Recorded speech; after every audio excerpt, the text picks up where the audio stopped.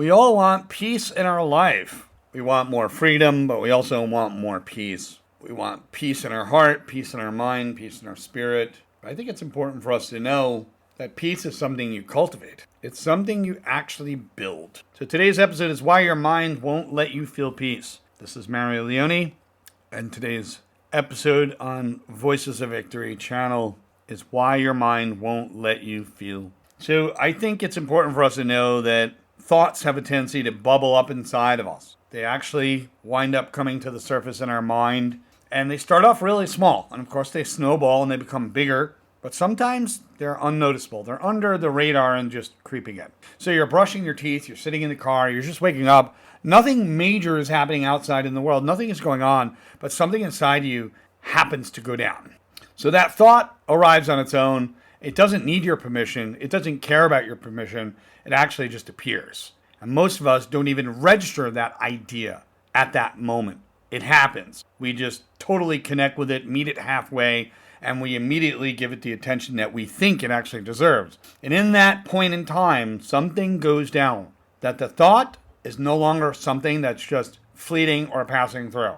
It becomes something that we're actually connected with and something we're involved with. And that's where we connect to it. We become engaged with it. We lock horns with it. And we start to work with it. So what do? We pile things onto it. We add more meaning, compare it to other thoughts, compare it to certain memories, possibilities, fears, anxieties. It's all there. And now, it's not a single thought anymore like it started. A sequence is now happening. It's going down.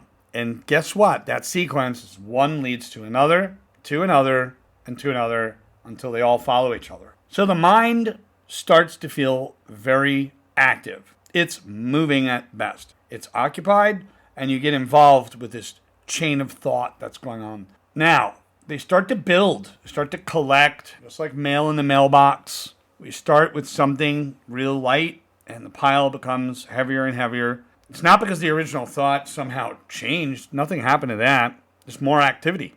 So what do? You keep feeding it your attention. You keep interpreting. Let me interpret that. What that means. What does that mean? What does that mean? What does that mean? And now we're experiencing our reality. And that experience that we're having now is not a thought anymore. It's become a chain of causation. It has become a momentum. So at that point in time, perception is not always very clear. It feels less clear of anything. So we try to understand what's happening by thinking more. Well, maybe if I think about this a little bit more, I'll be able to figure it out. So we try to solve it because it becomes a problem at some point. And we try to solve it using the same process that actually currently built it, only to snowball the thinking into something big. So you get more brain activity. Your brain feels fuller. Now it's more occupied than it was before. Nothing has changed. Nothing in reality has changed. Nothing physical has changed around you. But there's this internal movement, and it keeps going and going. So what happens is sometimes for some people, not in every case, but the sequence actually breaks on its own. It totally breaks down on its own. And the engagement stops, even for a moment sometimes. Sometimes the attention is no longer there. The attention is not feeding it anymore. It's not feeding the same process in the same way. And something actually goes down. Then there's awareness. You become aware of the thinking. And in that moment, the still thoughts are just passing through. Your ego no longer locks onto them, bites into them, and hangs onto them. Your ego releases them and allows them to go. So they're just passing through. They're like guests in a hotel. And there's no longer the momentum anymore. Because all you had to do was allow it to leave. And the momentum is no longer being constructed or put together at all. And at that point in time, that's when the mind grows quiet. It's not because you did something different. It's all about the movement of the thought. That thought train had came into the station and stopped.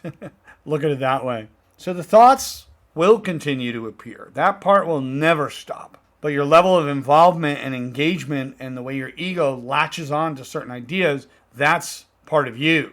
That changes your experience entirely. So sometimes we look at the entire chain and we see the sequence going down, and sometimes we don't. But the very difference in noticing that sequence can completely shape your entire life and bring more peace in your heart. It's all about feeling lighter in the heart. If we had a true definition of enlightenment, I would say it's to be lighter inside the heart, to let go of that heaviness. So the process inside you It's always the same. The thought appears, engagement happens, your ego bites into it, momentum starts to build. Then, if anything, maybe you'll start to understand something, gain some clarity, but sometimes the system in your brain starts to settle again and grow quiet.